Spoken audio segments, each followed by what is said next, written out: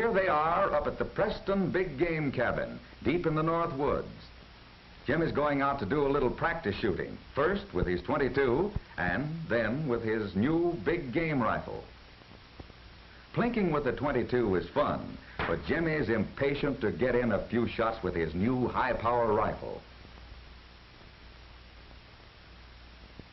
Here it is. Fred instructs him how to load and aim.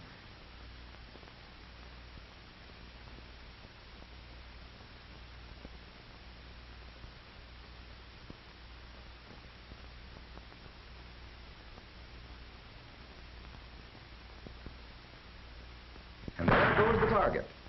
Jimmy evidently hasn't forgotten what he learned at Camp Perry. They're off for a real hunt now. Jimmy learns that it's important to know how to load and unload a big game rifle quickly and safely, knowing at all times that the muzzle of his gun is pointed safely and also that the cartridges are placed only in the magazine and not in the chamber until he's ready to shoot. Jimmy sees how muzzle conscious these men are, although there are no loads in the gun chambers. They are extremely careful every step they take to keep their guns pointed away from the other men on the trail. He is reminded that these safety posters are not just meaningless parts of the scenery. Jimmy reads the poster carefully. Back at the cabin, it looks as though someone is getting a telegram. The messenger boy is calling for Dr. Preston, and he must know it's important by the way he hurries up the trail. Back in the woods, the hunters separate. Jimmy and Fred take the trail across the river. And under Fred's watchful eyes, Jimmy takes no unnecessary chances as he crosses the slippery rocks. The guns are laid safely aside, muzzles up and pointed away. Then Fred helps Jimmy across. As they move along the trail, Fred tells Jimmy to watch carefully for signs of game. Look out, son. Those rocks are slippery. A sprained ankle.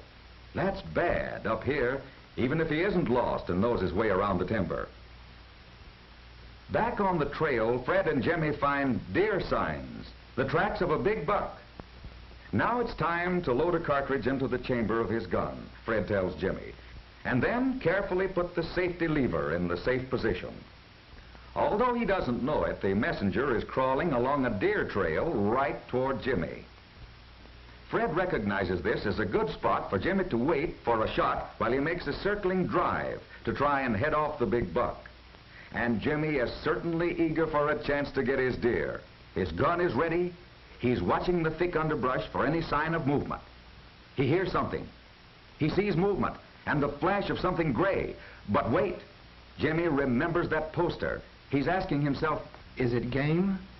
Be sure you know before you shoot. And it's not game. Jimmy is glad that he did wait and made sure just what it was he saw moving through the brush. Realizing this is an emergency, Jimmy sends out the distress signal of the woods.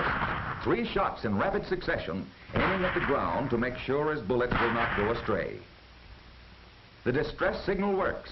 Dad heard the 3 shots, answers with 3 to tell Jimmy he's coming to him as fast as he can get there. Dad's friend heard them too and hurries off. So does Fred. Dad gets there first and looks at the messenger boy's injured ankle. Seeing that it is only a severe sprain, he reads the message which brought the boy into the woods, as his friend and Fred stand by. Fellows, I'm sorry, but I have an emergency call to return to the hospital. Jimmy and I must leave at once. Will you see that this boy gets back all right? Sure, Doc. We'll take care of him. Jimmy, I'm mighty proud of you. You've not only proved yourself to be a true sportsman, but a safe shooter. And you handled that emergency like a veteran. Thanks, Dad. It's easy to be safe if everyone just follows the simple rules I've learned. And, Dad, it's been the most fun I've ever had. Next year, let's do it all over again. That's a date. Next year, we'll do it together. Swell. And next year, as always, Jimmy will remember the experience of meeting and mingling with sportsmen who handle guns safely, courteously, and considerately at all times.